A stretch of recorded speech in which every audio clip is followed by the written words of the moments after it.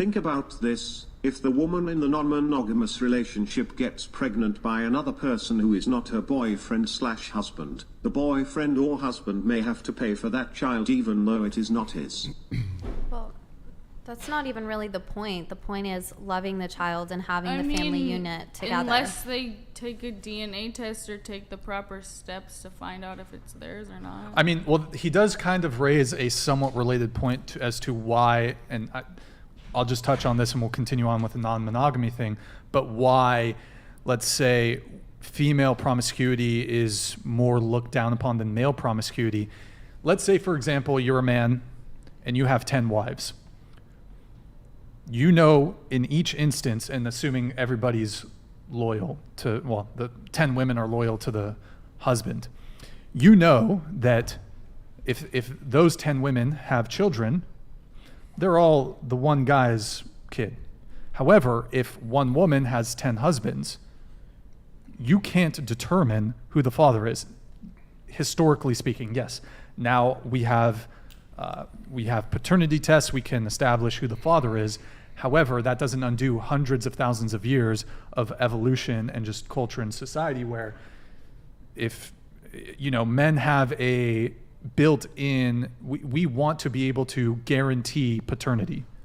That's a real fear that men have that women can never experience, a paternity uncertainty. So that's why female promiscuity from men have a stronger revulsion, like instinct to promiscuity. The greater crisis here is that we've created a society that teaches us that we can have casual sex and that we don't need to be committed to one another. And when in reality, men and women were created for each other. Obviously, I'm Christian. I believe that God created each of us for each other, and that the union that God had in mind for men and women was each of them coming together as husband and wife. And as he's shared, it's not just good for the person, it's good for society, it's good for the child. Society benefits from marriages. Alvinson donated $100. Stay safe. Just because divorce rates are lower does not equate to successful relationships. Divorce is lower because marriage is lower. It's also cheaper to not get a divorce. Divorce can be expensive. Stay coping. Oh, okay. You're probably okay. So marriage rates have been going down for 50 years since the 1970s, as have divorce rates. So, if you look at the declining divorce rates and declining marriage rates, divorce rates are actually going down faster than the declining marriage rates. But no doubt, the fewer people that get married, the fewer people get divorced, because there's fewer people that even have the option to get divorced. I'm talking about the fact that if I can spout off all of the divorce stats again, everyone's been taught 50% divorce rate. It's actually like 45%. That number is stat padded by people that get divorced 2, 3, 4, 5, 6, 7, 8, 9, 10 times. If you're a person that's never been married, marrying another person that's ever been married, your national average divorce rate is around 35%. But it's different for various socio or racial economic groups. It's like I said, it's not as bad. You can still say it's too high. It is too high. So for my group, for my demographic, it's 13% of first-time married individuals getting divorced. I've got a white wife. I'm a white man. 13% is what it is. Still too high. I think everyone should, we need to, I would make a lot of changes about no-fault divorce, things like that. I want people to vet their partners more seriously before they get married in the first place, just to help prevent some of these problems from manifesting at all. But my point with the divorce stats and divorce rates is that it's not as bad as you've been conditioned to think it is. My point is I think there's a certain degree in our society of anti-marriage and anti-family propaganda compelling young men to just opt out of the marriage dating pool and of the child rearing pool. That's what I think. Here, we'll women talk. suffer from that.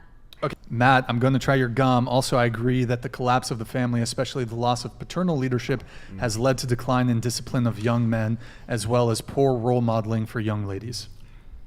Absolutely. Thought. Yeah, absolutely. Yeah, like I said a moment ago, 1/4 of children right now in the U.S. don't have a dad in the house. If you look at all crime across all aspects of crime, this is assault, this is violent crime, this is robbery, petty crime, this is all sorts of sexual crime.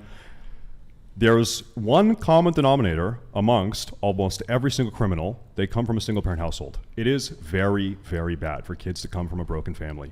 So, like I said, if I could snap my fingers and fix one problem in our society, it would be to fix the traditional household. Why is it bad though? Just to come from a single parent. I come from a single parent home. And So do my I. mom I raised don't think I do too. three independent daughters that are doing perfectly I fine. I don't think My mom was a what single I don't mom. think what Matt is not saying you are destined to turn out bad if you did grow up in a single parent household. However, the likelihood it's better to grow up in a 2-parent household. If you're a fetus inside of a pregnant woman's stomach right now, you should be hoping I've got a mom and a dad, not just a mom and no dad. I mean, as a fetus, do you even know what a mom and dad are? Oh gosh. Okay. Here we go. Here we go. They'll find out. What is a hypothetical? Children do better in mom and dad households where they have not just the example and the love from the mom, but also the example and the love from the dad. And also, children not only benefit from receiving love from their mom and their dad, but also witnessing the love of their parents that they have to each other.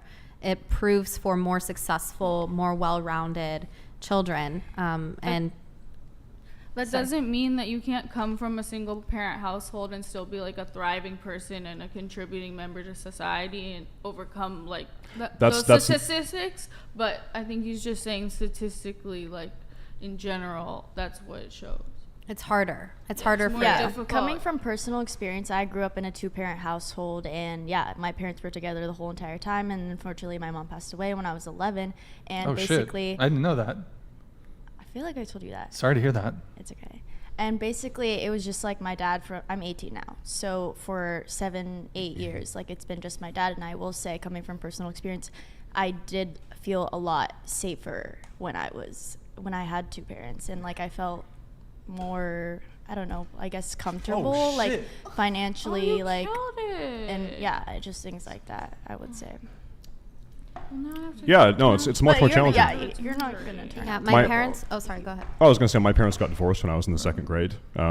My brother's 4 years younger than me. He grew up with never having a dad in the house, and I didn't have a dad in the house from a very young age.